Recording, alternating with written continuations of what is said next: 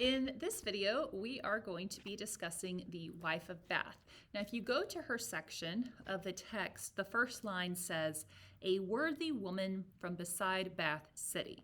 Whenever you talk about the Canterbury Tales, she is always referred to as the wife of Bath.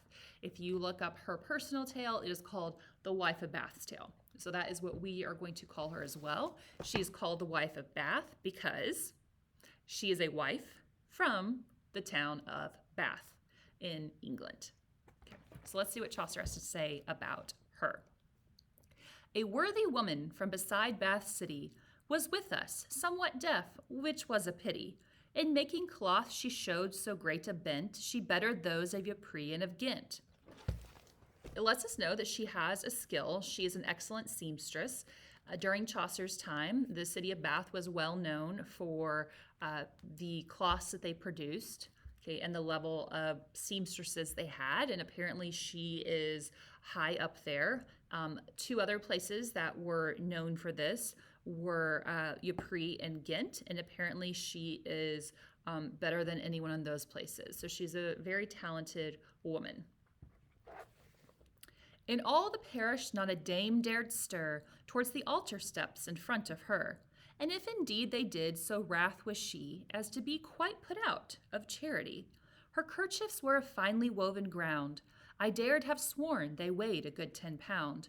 The ones she wore on Sunday on her head. Her hose were of the finest scarlet red, and gartered tight. Her shoes were soft and new."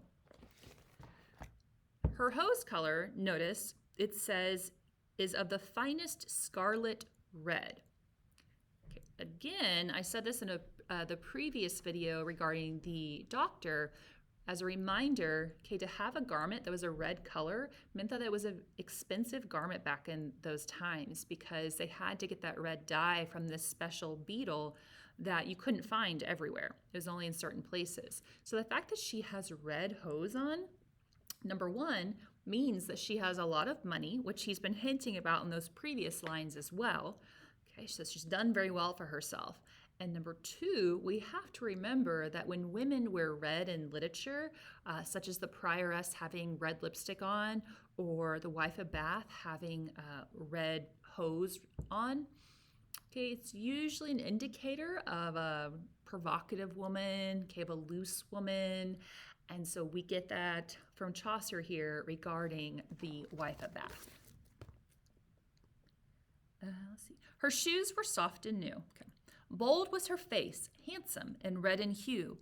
A worthy woman all her life. What's more, she'd had 5 husbands, all at the church door, apart from other company in youth. No need just now to speak of that, forsooth." This woman has been married not once, not twice, not 3 times, not 4 times, 5 times. Okay, she has had 5 husbands. Divorce wasn't really a thing back then. So she is either marrying really old guys or she's killing off her husbands. Okay, because she's had 5 husbands. In addition to those 5 husbands, it also lets us know that she had other company in her youth, but no need just now to speak of that.